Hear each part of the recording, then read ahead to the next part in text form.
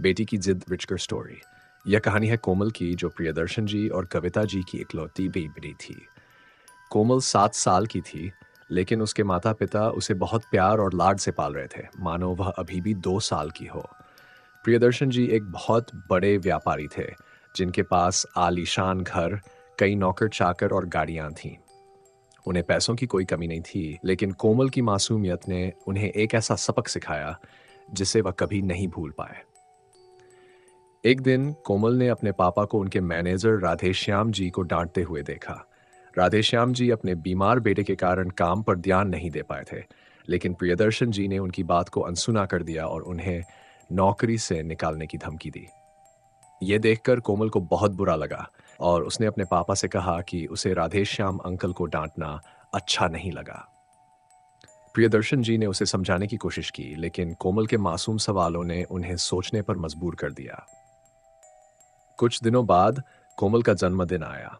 उसने अपनी सहेलियों को पार्टी में बुलाया, जिसमें उसकी सबसे अच्छी दोस्त पायल भी थी, जो एक गरीब परिवार से थी। जब पायल अपने पिता के साथ पार्टी में आई, तो कोमल के माता पिता को यह अच्छा नहीं लगा। उन्होंने पायल और उसके पिता को वहां से जाने के लिए कह दिया। कोमल को यह बहुत बुरा लगा और उसने खाना पीना छोड़ दिया। उसकी हालत इतनी बिगड़ गई कि उसे डॉक्टरों की जरूरत पड़ी, लेकिन उसने दवा भी नहीं खाई। आखिरकार कोमल ने अपनी मम्मी से कहा कि वह गरीब बनना चाहती है ताकि वह किसी गरीब का दिल दुखा सके। यह सुनकर उसके माता पिता को घरातक काल गा। उन्होंने महसूस किया कि उनका घमंड और गरीबों के प्रति भेदभाव ही उनकी बेटी की इस हालत का कारण था। प्रियदर्शन जी ने अपनी गलती मानी और पायल के पिता से माफी मांगने उनके घर गए। उन्होंने पायल और उसके पिता को अपने घर लाकर कोमल से मिलवाया। कोमल ने अपने पापा को माफ कर दिया और उसके बाद उसकी तबीयत में सुधार आने लगा। प्रियदर्शन जी ने पायल के पिता को नया घर बनवा कर दिया और अपनी बेटी की जिद से सबक लेते हुए अपनी संपत्ति का बड़ा हिस्सा गरीबों में दान कर दिया।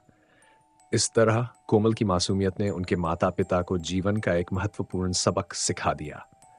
निष्कर्ष इस कहानी से यह सीखने को मिलता है कि सच्ची खुशी दूसरों की मदद और सम्मान में है। जीवन में दौलत से ज्यादा महत्व इंसानियत और सबके प्रति समानता का होता है। अगर आप भी ऐसी दिलचस्प और शिक्षाप्रद कहानियों को सुनना पसंद करते हैं, तो हमारे चैनल हिंदी कहानी को सब्सक्राइब करें। यहाँ आपको मिलेगी हर दिन नई और रोचक कहानियाँ, जो न केवल मनोरंजन करेंगी, बल्कि महत्वपूर्ण संदेश भी देंगी।